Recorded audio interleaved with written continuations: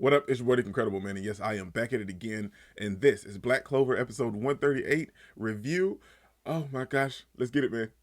I don't think I do it good, no, I think I do it great. They would do it if they could, they can't do it so they hate. Everybody wanna look, but nobody wanna play. Stealing eyes. Thus far, my favorite filler episode, not solely because it starred my boy ZORA, but also because of everything that went into this episode, and we see the character development for ZORA as well. And not to shoot down all of the others that came before him in the previous episodes, Leopold, Charmy, Gordon, Funeral, Noel, all of these other characters, not to shoot down their triumphant moments, but this one, it just resonated so well because it resonated with ZORA so well. Like, what was happening with the kid that we met this episode, it's some of the same stuff that ZORA went through. He never really shut down his dad that much, but it's some of the stuff that ZORA went through as well.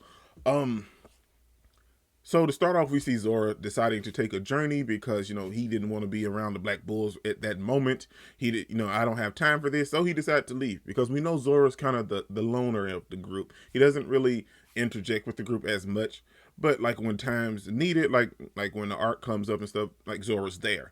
But so we see him going on a journey, and he ends up going to the village that he was raised in, where he and his father's from.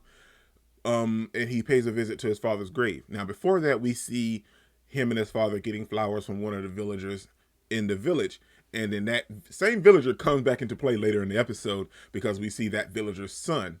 And he's just so happened to be training outside in the forest and using his magic and everything. And it seems pretty strong, even though he's not using a grimoire. Then la-di-da-di-da, here comes some royals. And they have grimoires, and they start picking on the dude. Not necessarily, but the dude with the fire magic attacked his targeting practice, and he wanted him to apologize, and they didn't. So they ended up starting a fight. And at this time, we see ZORA just chilling in the tree, just watching the whole thing transpire, behind the tree. Huh? Okay, I see you. And the dude ends up getting beat. Like, he don't get like mollywopped or anything, but he gets beaten up.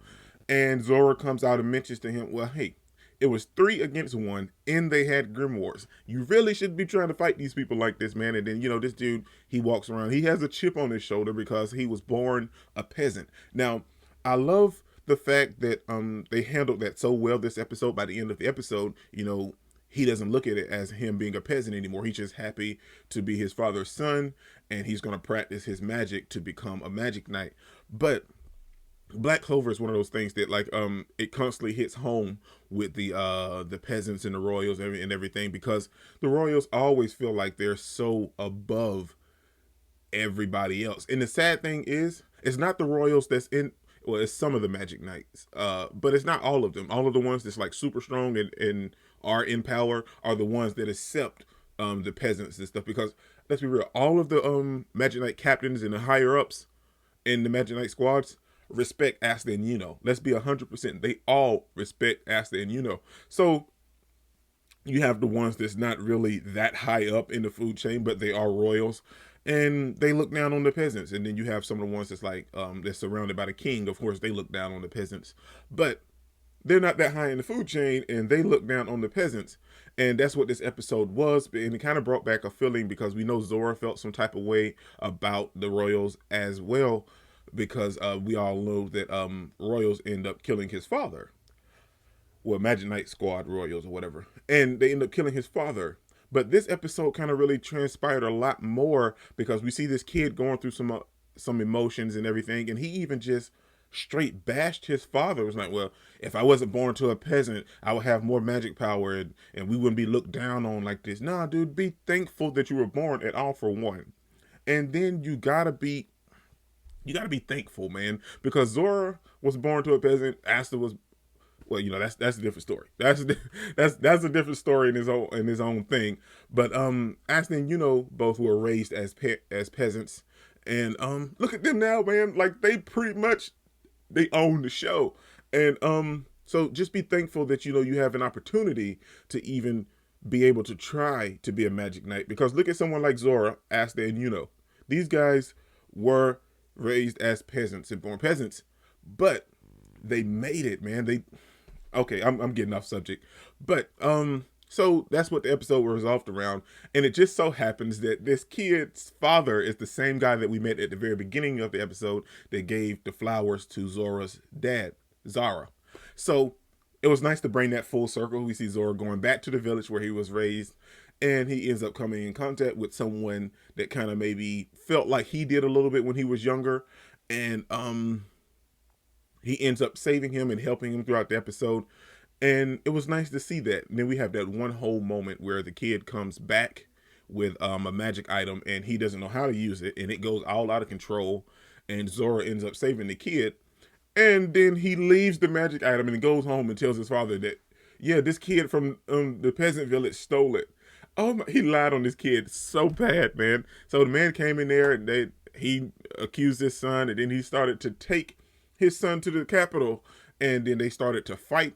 And then in that whole moment, the whole episode shifted because before we got there, we see that the kid was talking to Zora, and Zora was trying to expand his knowledge a little bit about Zara and about the Magic Knights and about, you know, being proud of where you're from. So he expanded on that, and then the dude kind of realized that, hey, well, maybe I was wrong. And then especially after his father unleashed some powerful magic to stop this royal kid's father, that's when we see him shift. And then at the end of the episode, towards the end, he apologized to his father.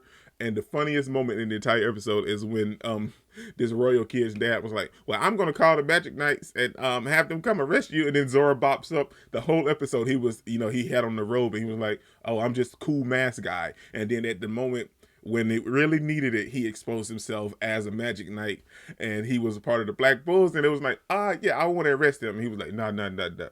I've seen the whole thing. Your son stole this, that he blamed it on him. Look, he even got burned. So it was fun, but it was nice to have that comparison between this kid and Zora as well, because at the end of the episode, after everything got resolved, the kid apologized to his father, and they're both going to try out for the Magic Knight exams again eventually. And Zora decided to go back to the Black Bulls, and he had a little flashback of Asta and Yuno, and then he was like, well, now I'm going to go and help the Black Bulls exceed.